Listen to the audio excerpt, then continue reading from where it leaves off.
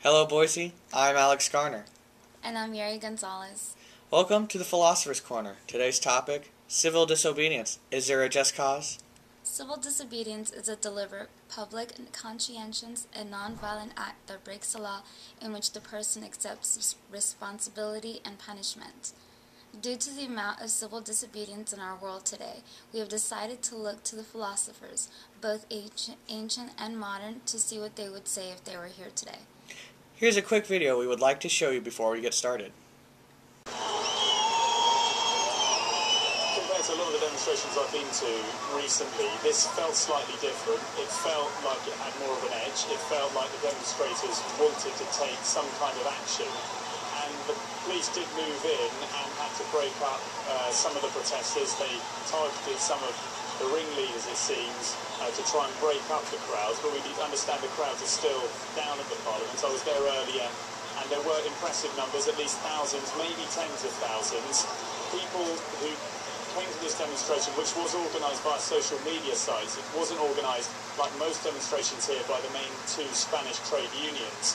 And the aim of the demonstration was essentially to surround the Parliament building. The access of the protesters to the actual main entrance of the Parliament building was blocked off by metal railings and riot police.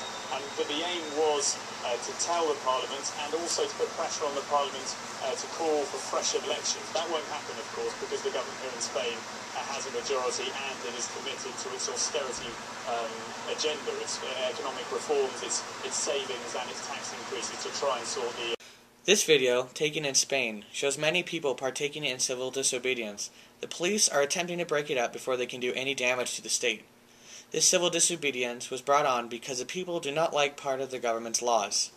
This video is just one example of the civil disobedience which takes place around the world and influenced us to have this as today's topic.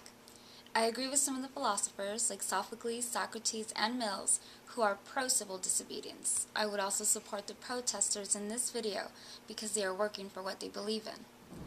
Sophocles was for civil disobedience. He shows how he felt in his play Antigone. Antigone, the main character, goes against her uncle to bury her brother, which is a blatant act of civil disobedience. If the reason for partaking in civil disobedience is to correct an injustice which is occurring, then it is acceptable. I, on the other hand, am against civil obedience, just as St. Augustine and Hobbes were. There is no room for civil disobedience. Although the reasoning may be different, both philosophers argue against civil disobedience. St. Augustine was against civil disobedience because he believed that the government got their laws from God. And because of this, there is no reason to allow civil disobedience. To him, it is a sin to commit it, and if one is to commit it, then he is going against God. Augustine believed that in order for there to be peace, there must be a civil government in order to serve the self-interest of Christians and non-Christians. St. Augustine says that the government's authority comes directly from God. He says that it does not matter whether the government is good or bad. This is because obedience is required of all people.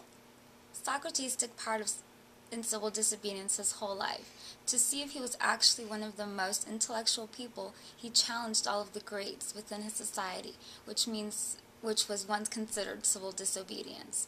He even said that he would rather die than stop philosophizing, as the courts told him to do so. Hobbes, like Augustine, is also very against civil disobedience. He was afraid of death and said that people should just submit their power to one person, the sovereign. To go against a sovereign would be saying that you do not want his protection against death. You would just rather attempt to survive on your own. Mills is also pro-civil disobedience. He talks about going outside of the social norms to be who you truly are, and I believe that he would stand for civil disobedience because it would be people doing what they believe is best in a way that is breaking social norms to partake in civil disobedience. Mills explains that a person who challenges the norms should be thanked, that we should open our minds to the ideas that bring forward, listen to what it is that they stand for, and be happy that someone is thinking outside of the box the way that we ought to. In order to gather more information, we've sent our own Samantha Cheney to the streets to get everyday people's opinions. Thanks, guys.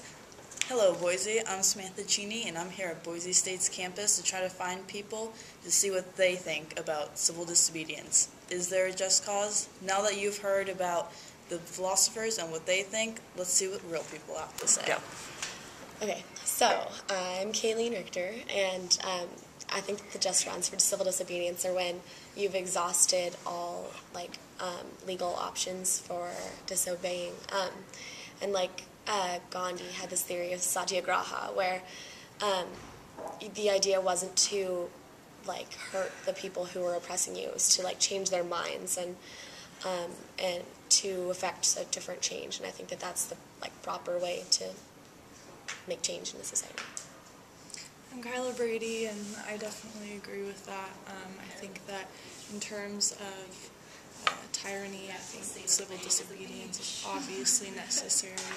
I do believe in good citizenship, though, and I think that you should definitely have a sense of pride for the place you live, and even if you don't agree with something, I think you should definitely speak out about it, but definitely in a peaceful, change their mind kind of way.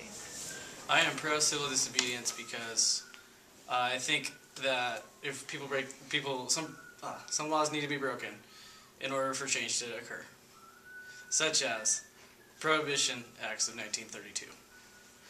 We had to break that law so we could get something re-established in the United States that was a big tax maker for us. Okay, I am totally pro civil disobedience.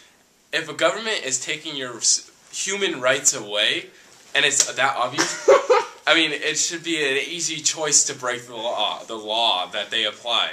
If you didn't, I mean, think about how a government could take over your life like that. You look at the countries even the Holocaust. If people need to step up against it, are you saying no civil disobedience? The law at that time was that Jews should die. Are you saying that they should just sit back and not let that happen? Civil disobedience is necessary when the law takes over your civil rights. Damn straight. Now that you've seen our sides, the philosophers' opinions, and the opinions of the people around town, it's time for you to decide. Is there a just cause for civil disobedience? Thank you, Alex. Well, that's all the time we have for today. We'll see you next time on the Philosopher's Corner.